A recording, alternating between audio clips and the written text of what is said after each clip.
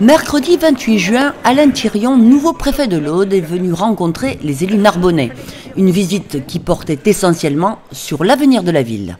Le préfet est venu à Narbonne rencontrer les élus. Depuis 3 mois, il est installé. La période de réserve pendant les 2 élections présidentielles et législatives a fait que nous n'avons pas pu le rencontrer de manière officielle.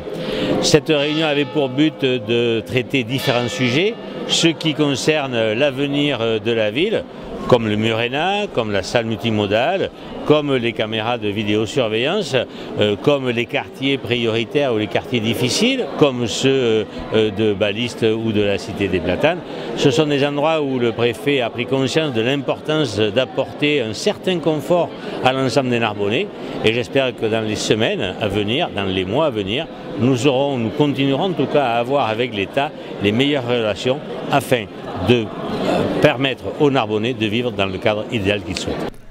Lors de cette réunion, 2 sujets ont également été évoqués, la sécurité et le pont de Carcassonne. Le développement des territoires, l'égalité d'accès à un certain nombre de droits, notamment par le développement du numérique, ou la sécurité, tout ça, ça contribue à l'attractivité.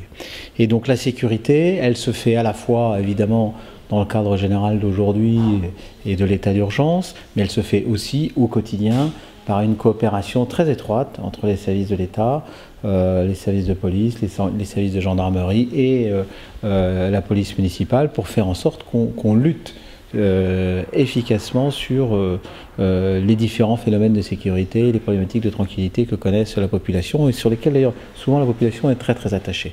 Ça passe par une coopération étroite. Il ne faut pas oublier, bien entendu, la justice et la mobilisation du parquet qui est très forte sur ce type de questions. Ça passe aussi par un certain nombre d'équipements et les efforts, en gros, sur l'année 2017, ça représentait près de 200 000 € pour les établissements scolaires et les autres types de caméras pour installer des caméras supplémentaires qui sont là en fait à la fois à titre de précaution mais qui sont aussi un moyen utile qui permet de faire en sorte qu'on puisse établir des preuves et donc plus facilement mener à bien les procédures qui peuvent être établies par les services de police. C'est un axe incontournable, les travaux il fallait les réaliser, il fallait trouver les financements. On a parlé d'une soule d'un peu moins de 10 millions d'euros et au bout du compte, quand on arrive à se mettre autour d'une table et à tomber d'accord, on arrive à trouver un certain nombre de solutions.